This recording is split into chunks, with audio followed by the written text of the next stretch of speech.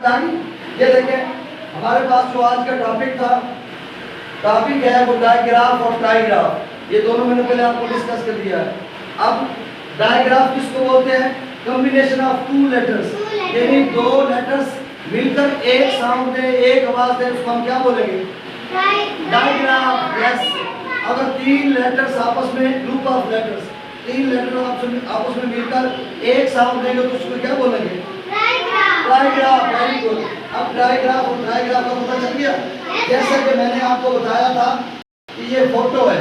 अब फोटो में पीएच आ रहा है ना, पीएच जो है वो एक साउंड दे रहा है शुरू में, पीएच फे का साउंड दे रहा है, तो इसको हम क्या बोलेंगे? ये आपका डायग्राफ है।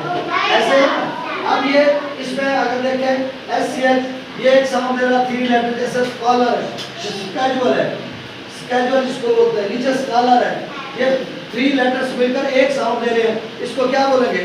ट्राइग्राफ बोलेंगे। Yes, very good. अब इधर इसकी तीन पोजीशन होते हैं, क्योंकि पहले मैं डिस्कस कर चुका हूँ, आपको आप वाइंड अप कर रहे हैं, हम इसका खुलासा बयान कर रहे हैं। इसमें दो पोजीशन होते हैं डायग्राफ में, या शुरू में होती है या आखिर में होती है। शुरू में WHY, वाई हो गया ना, वाई, फिश में एंड में आ गया। इसी तरह इसमें डायग्राफ में तीन पोजीशन होती है, एक शुरू में होती है, एक दरम्यान में होती है, एक आखिर में होती है। अब शुरू में देख लिया आपने, SCH इधर आ गया, और लाइट का दरम्यान में तीन लेटर्स आ गए, साउंड एक बनेगा। और बाद के एंड में तीन लेटर्स आए और वहां पे ट्राइग्राफ एंड में चला गया। तो ये तीन पोजीशन है। अब आपको पता चल गया कि हमारे इंग्लिश के टोटल लेटर्स, अल्फाबेट्स कितने होते हैं? 26। अब 26 से ऐसे लफ्ज बनते जाते हैं।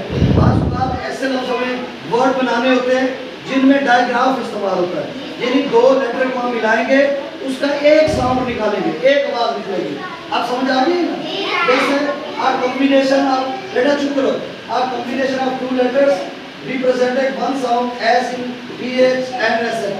जैसे हम कहते हैं शाम, अगर किसी बच्चे का